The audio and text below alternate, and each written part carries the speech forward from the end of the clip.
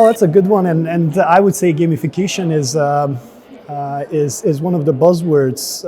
And on the panel that I was actually present, it was mentioned that gamification is seen across the industries, and it wasn't brought up as a question, which was a surprise at that point. But what we can say about the gamification is that it is part of the entertainment world, and it brings value for players and operators that have that embedded in their DNA.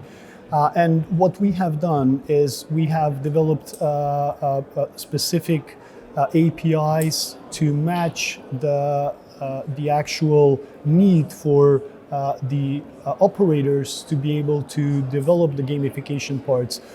It is front and center of the modern iGaming world, that the more gamification there is, the more the players get engaged, and it helps retention. It helps also acquisition of new players. I mean, we're seeing this type of Clash of Clans games that are, or features that are already implemented in the actual operator side, like bonus levels. We have multiple operators that are using this as a way to attract more players and make it fun for them. At the end of the day, this is the reason why we're working towards that. So indeed, it's going to get even more granular in the future, and every matrix is committed into working jointly with the operators to fulfill that layer of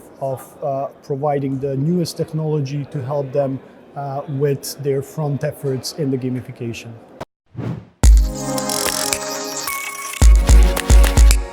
Another question that was brought by the panelists, and it's a very interesting one, given the life cycle that the technology such as Alexa, VR, AR, and AI, for that matter, is actually in the mix, and it impacts the industry so far.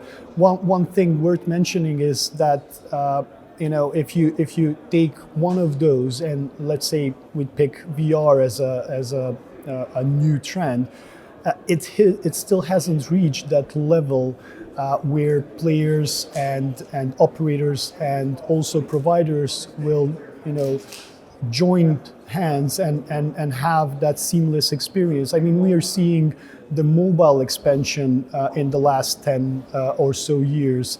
So if I can predict, I would say that in the next 5 to 10 years, we're going to see a lot more of AI-assisted technology, voice-assisted technology, VR, maybe even augmented reality will pick up, which is a layer plus on the VR side, and it enables a movement and interaction with the surroundings. So no one knows what the future holds, but my hope and where I see this going is that we will be able to interact in a more immersed environment, and this will help the industry as a whole.